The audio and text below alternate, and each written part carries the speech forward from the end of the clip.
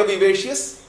BioVivacious is a YouTube channel dedicated to clear fundamentals of biosciences. Today, we are going to deal with a topic which is very dear to us, that is carbohydrates. We will look at carbohydrates purely from the perspective of biosciences. What is the first thought that comes to your mind when you hear the word carbohydrate? So, we may be thinking about the first feeling, maybe we will think about starch. We may think about glycogen. We may think about, chitin, which is normally present on the exoskeleton of insects. So we may think about the certain structural polysaccharides like cellulose. So we all have imaginations or thought that comes to your mind when we hear the word carbohydrates, because it is so much part of our life. It is there everywhere. Every day we have to deal with the carbohydrates. Simple example, like the paper that we use is carbohydrate. If the shirt that you wear probably is cotton, and that is carbohydrate. If the bench that you use or the chair that you use, if it is made up of wood, it is carbohydrate. So it is so much part of our life, carbohydrate. Now, let us look at carbohydrate purely from the perspective of biosciences.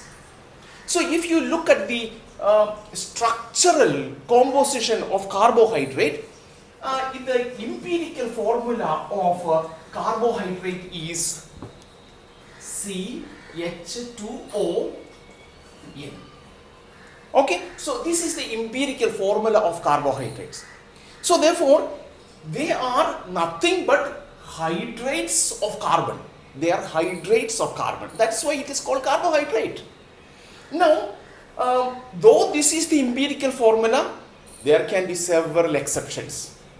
So for example, there are substances which the same empirical formula, but it will have, they are not carbohydrates. For example, let us take formaldehyde, or let us take acetic acid. They have the same formula, empirical formula, but they are not carbohydrate. Look at substances like, we said that they are hydrates of carbons. And there are carbohydrates which will not follow this empirical formula. Look at substances like amino sugars. So it has got nitrogen. Or there are carbohydrates that contain sulfur, phosphorus. All these are exceptions to carbohydrates. Now let us look at the definition of a carbohydrate. That is how we should develop a topic. So a definition of a carbohydrate, it will say that they are poly means many, polyhydroxy. So therefore there will be many hydroxyl groups. Polyhydroxy aldehydes or ketosis. Aldehyde means, so it will have a CHO group. Ketosis, it should have, this is the keto group. So therefore, carbohydrates are polyhydroxy aldehydes or ketosis. Okay, so after understanding this definition, let us look at where they occur in nature, its occurrence. You will find carbohydrates is present everywhere. We began this session by saying that we looked at the thought pattern, that what images that come to our mind when we hear the word carbohydrates. So they are present everywhere. They are present in the shirt that we wear or the dress that we wear. They are present in the wood. They are present in paper. They are present in the food which we eat. Okay, so they are present everywhere. Now, one of the most abundant biomolecule in nature can be carbohydrate. And we will see that over a period of time. Now you will see that carbohydrate is present in fruits. Carbohydrate is present in tubers. Okay, potato tubers. Carbohydrate is present as a structural component in part of our body. Or it can be, giving protective layer to the invertebrate systems. we will see that carbohydrate can be stored in the body as starch or as glycogen. So they are present everywhere. Let us look at the physiological importance of carbohydrate or the main functions. The main functions of carbohydrates can be three things. One function is it can be a storage molecule. So look at the storage molecule. So the storage molecule, we store it mainly for energy purpose. So in the energy, carbohydrate is either it can be starch.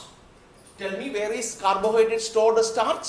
It can be in the tubers, potato tubers, or it can be in the rice, or it can be in wheat. Everywhere it can be stored as an energy molecule.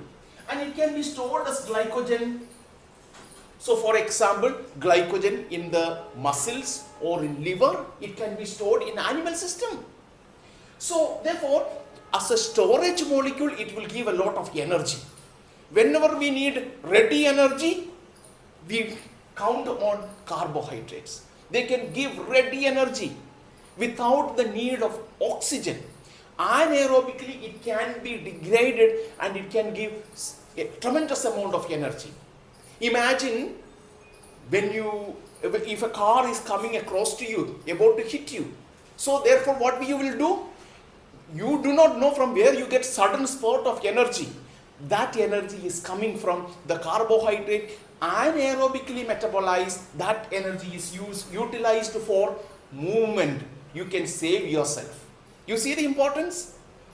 And the second main important function of carbohydrate is as a structural molecule. So, as a structural molecule, you will see that, look at the cellulose. Cellulose with its linear structure, it becomes a protective structural molecule, maybe for plants. As a structural molecule, chitin is a structural molecule in invertebrate systems. It forms the exoskeleton. So as a structural molecule, carbohydrate plays a very, very important role. The third important function of carbohydrate is it gives rigidity.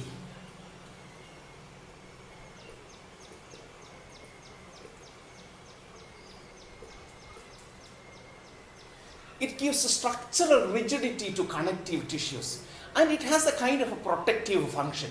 For example, carbohydrates like chondroitin sulfate. So with its anionic nature, it is able to absorb a lot of water, and it gives a kind of a protective or a cushioning mechanism to connective tissues or wherever there are joints. So we looked at three important functions of carbohydrate. We have seen as a storage molecule, which is primary function as a storage molecule is to give energy. Then as a structural molecule, which has a protective function, especially for cellulose, chitin, etc.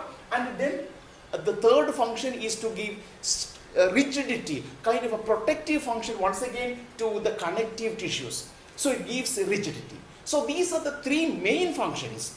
Apart from this, there are many more other functions to carbohydrate, which you will be learning over a period of time. Now with this basic understanding, let us look at how do we classify carbohydrates.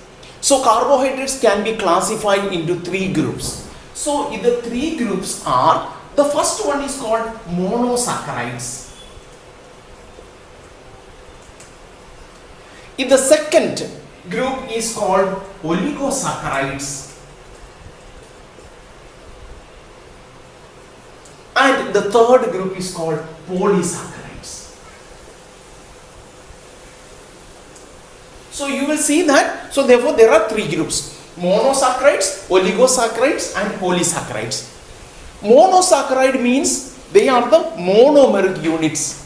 Monomeric units, so therefore they are, remember, they are polyhydroxy, aldehydes or ketoses. All the carbon atoms will have a hydroxyl group or a hydrogen and a hydrogen, except the one with a carbonyl carbon. So that is the typical speciality of carbohydrates. Monosaccharide means, remember the empirical formula, that is CH2ON. When N is equal to 3 or more, that is a monosaccharide. So therefore there are monosaccharides with 3 carbon atoms, 4, 5, 6, 7, 8, 9 carbon atoms. They are all monosaccharides. And the monosaccharides can exist in 2 forms. So that is, they can exist as aldoses and ketoses. So these are the 2 forms by which the monosaccharides can exist. We will look at these in detail. Let me just complete what are oligosaccharides. You can attach monosaccharides one after the other. So by removing a molecule of water, 2 monosaccharides can be attached. When they are from 2 to 8 monosaccharide units attached, they are called oligosaccharides, or 8 or 9. When they are more than 9, more than 10, they are greater than 10, it is called a polysaccharides. Examples of a polysaccharide: starch is an example, cellulose is an example, chitin is an example, inulin is an example. So therefore there are several polysaccharides. Oligosaccharides, we will be looking at oligosaccharides when we take up the topic. First of all, let us focus on these monosaccharides. So as we have seen, so it can be in 2 categories. It can be aldoses or it can be ketoses. Aldoses will have a CHO. Okay, so let us write the structure of a simplest monosaccharide. So CHO, we have seen that other carbons must have an OH and H. So this will be an OH, this is an H, and this will be CH2OH. So therefore this is a simplest monosaccharide. This simplest monosaccharide is called D-glyceraldehyde. So it is an aldehyde. Okay, so this is an aldehyde, so therefore glyceraldehyde. Similarly, we can write the structure of a ketose. So it can be, this is a keto group, and CH2OH. This is known as dihydroxyacetone. Dihydroxyacetone. Ketose, so therefore it is this. So they are the simplest monosaccharides, 3 carbon monosaccharide. We can similarly write a 4 carbon, a 5 carbon. So what we will do, in order to make a 4 carbon, we can add another carbon and hydroxyl group and hydrogen. So we can keep on increasing. So this way we can make tetroses, pentoses, hexoses, heptoses, octoses and nonoses. So therefore we are able to make multiple monosaccharides by using this structure. You will see that monosaccharides becomes so much part of our life. So it is monosaccharide which is getting absorbed in our body in order to provide energy.